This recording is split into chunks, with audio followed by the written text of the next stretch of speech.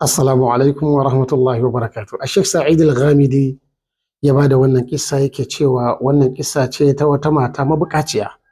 Mijinta ya rasu ya bar mata 'ya'ya guda biyar. Ita take fama take ciyar da su, da safe za ta fita kwadago, iya abin da ya samu, ko aikin gida ne ko wanke-wanke ko shara, iya abin da Allah kaddara ta samu shine za ta kawo gida 'ya'yanta su ci.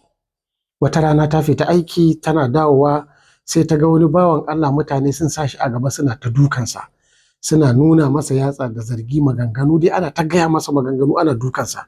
Wannan baiwar Allah sai ta kasa gane me ya faru, sai ta je a matsayinta na dattijuwa tana ba da haƙuri, tana ƙoƙarin rabiya.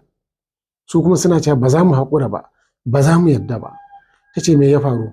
Suka ce wannan da kike ganin sa bashi muke bin shi, ya ɗau alƙawari yau ne gobe ne, duk sanda ya ɗauki alƙawari zai biya sai ya karya, sai ya kasa biya. Ta ce nawa ne kuɗin? Suka ce dirhami 5 ne. Sai ta duba iya wato aljihunta, sai ta ga aikin da ta yi, ta wuni tana aikin dirhami 5 ɗin shi kaɗai aka bata. Kuma iya dirhami 5 ɗin shine ake bin wannan bawan Allah, kuma iya abin da ta samu a yau kenan. Da ta ɗauka ta duba, sai ta yi tunanin to ga wannan bawan Allah yana cikin wani hali, ga kuma 'ya'yana a gefe suna jiran abinci in kai musu.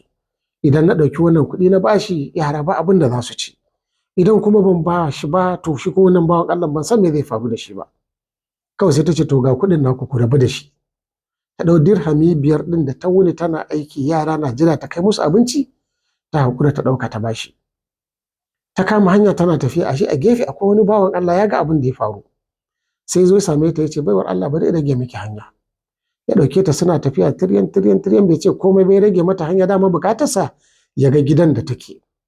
Ya je kai ta gida ya aje, yana kallo yara suka taho da gudu suka rungume su, mama sannu da zuwa, mama sannu da zuwa. Shi dai ya san cewa yau wannan gidan akwai matsala. Ba jimawa ya je ya lodo musu kayan abinci, kayan sawa da kuɗaɗe.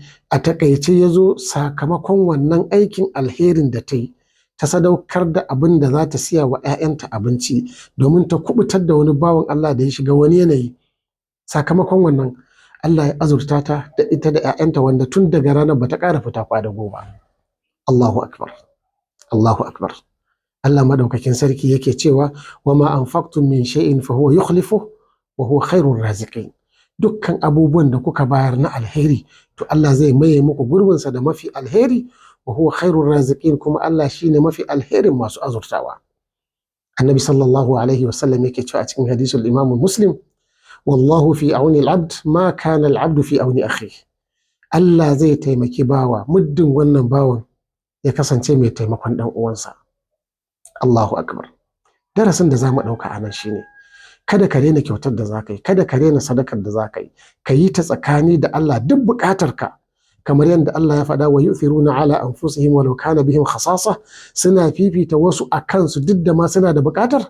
Idan kai wannan tsakaninka da Allah, to wannan alherin ba zai taɓa faɗuwa ƙasa banza ba, zai dawo gare ka ta wata hanya mafi alheri.